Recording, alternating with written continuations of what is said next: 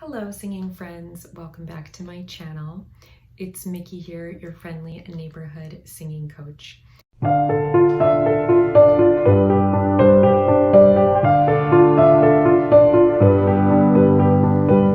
hope you all are having a wonderful day. It is Sunday, early evening here, and we're just about to get ready to go out for dinner as a family, but I figured I would do a little music listening and appreciation before we head out. This is a patron request from Sarah Mengisto, and she asked me to look at our queen, Ofra, performing Jerusalem of Gold, Yerushalayim Shel Zahav, the full version from April 30th, 1998 at Hebrew University in Jerusalem. This was at the ceremony to celebrate 50 years of Israel's independence. And she writes that at the beginning you can hear the song Kyria from her 1992 album of the same name, for which she was nominated for a World Music Grammy. And then she sings a few lines from Imnina Lu, which was her biggest crossover hit. And then she sings a few lines from Kyria, and then she begins to sing Yerushalayim Shel Zahav. All right, so she also writes that this is considered to be one of her last performances. This was 2 years before her passing. So I'm really curious to watch this. Let's jump right in and check it out. As always, I will be interrupting a few times so I don't get flagged, but I will put a link to the uninterrupted video below if you want to check out the full performance without my interruptions.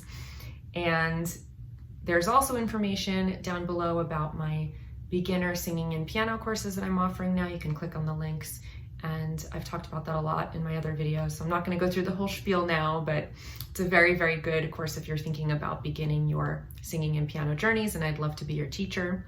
All that information is in the description as well, plus the 2 ways that you can get me to react to a singer or a song of your choice. All right, so that's my exposition. Let's jump right in.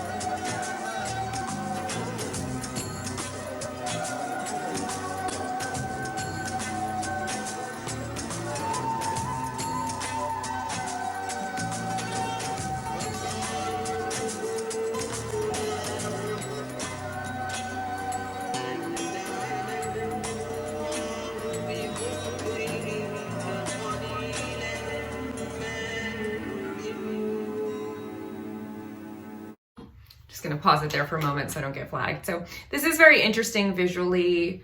It reminds me of something that you might see ahead of the Olympics. You know, they always do these visual performances that incorporate dance and music and all these different things and are meant to also say something about the cultures that are represented. And I think it's an interesting way of visually representing the fact that Jerusalem is significant for at least 3 major religions, right? I mean, we know that like it's very significant for Israelis and Jews and Arabs and, you know, the Muslim religion and Christianity. And so that's why it's a region that's constantly in conflict and probably will be until the end of time, you know? So I think it's something that is a nice visual representation of that, showing the 3 parts making up the whole, that they're separate, but they come together to make up this whole circle. They had those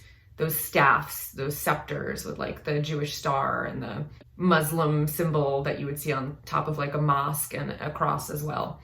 I think it's very nicely done. There is something that's like a little bit comical about seeing something like this. It almost reminds me of like Spinal Tap with like the little tiny Stonehenge, you know, like everything in miniature, seeing them carrying around the miniature city. And it also just like reminds me of like, you know, the pre-Olympics performances that sometimes can be a little bit comical, you know, but I do think that it's hard to represent something like this, like, you know, the division socially and ethnically and religiously, and to represent that and to show how everything kind of comes together despite your differences, you know, that the whole is made up of these fragmented parts, but when they come together, it's greater than the sum of its parts, you know? So I think it's attempting to do a lot visually and it works, but there is something that's a little bit comical about it, if that makes sense.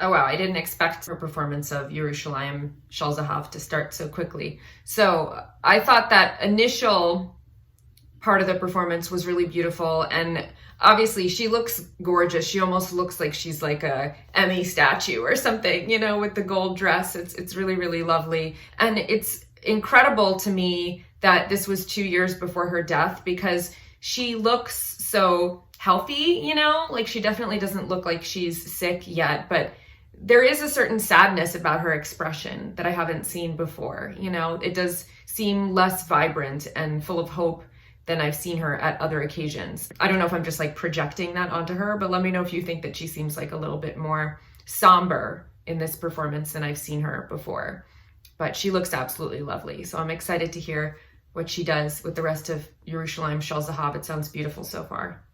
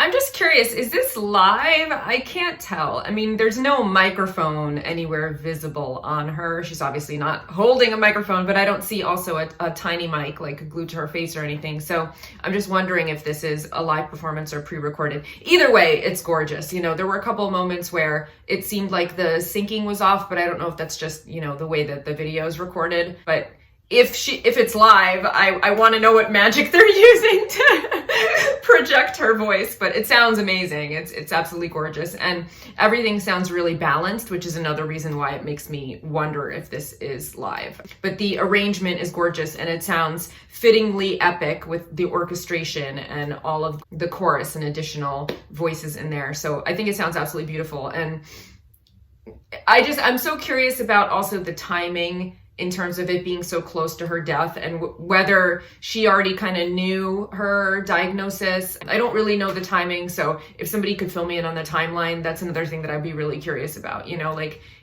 was she already in serious decline of her health, or was she okay at this moment and things happened very quickly after this? You know, I know that it was kind of shrouded in secrecy, and she kind of kept her diagnosis under wraps because of fear of stigma, which is an unfortunate consequence of the time, you know, and how little we knew about AIDS. So I would be curious about that, you know, how much we know about where she was in her health journey at this point, because it sounds amazing. She sounds as beautiful and as wonderful as ever. It's such a beautiful, elegant, epic song, you know, and she just delivers it so wonderfully. Her voice is so clear. Let me read you the translation of the lyrics, which Sarah was really nice to provide.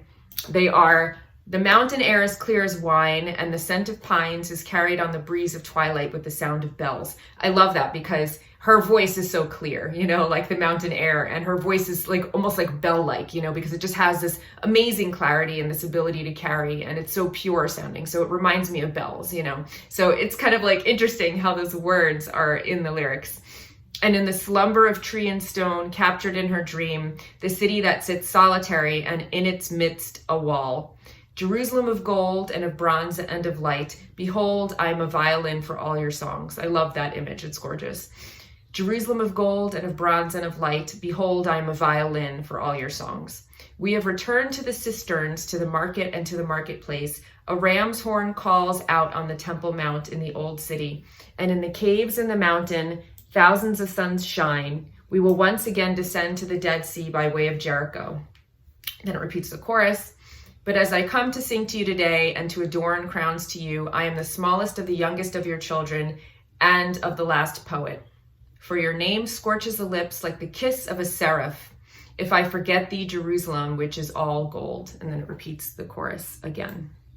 So absolutely gorgeous lyrics, obviously very, very poetic. And I actually really like this version of the song, even though she does seem a little bit somber in it. And that's probably my projection because of what we know happened just 2 short years later. The last version of the song that I saw had a video that was put together by a fan, I guess, of all these different images of Jerusalem. And I really liked that video because it really shows you all the wonderful things about the city. And there's so much to love and so much history there. But this is almost more pure in that the images aren't there to distract me from just listening to her beautiful voice and the way that she delivers the song. So I really like this version as well. And there's something that's really eerie and haunting about it, just knowing what we know in hindsight about her personal life.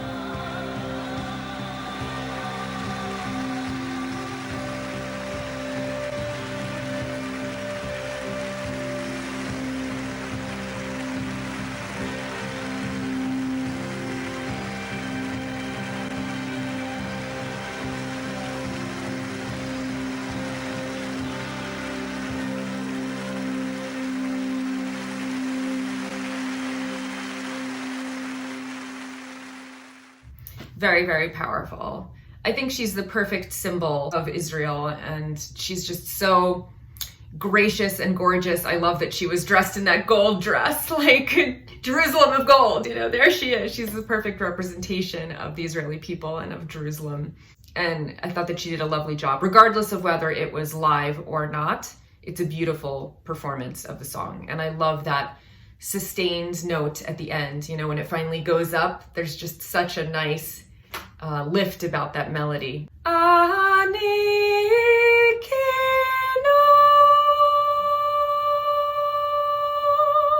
and you just have that gorgeous high sustained note. It's so beautiful. That's really just a lovely climb and lift to that melody. And you couldn't pick a better person to represent Israel. She's so talented and so magnificent and flawless. So I thought it was absolutely gorgeous. I hope you enjoyed my reaction, Sarah. Thank you for your request. I'll see you guys here next time. Until then, take care. And of course, happy singing.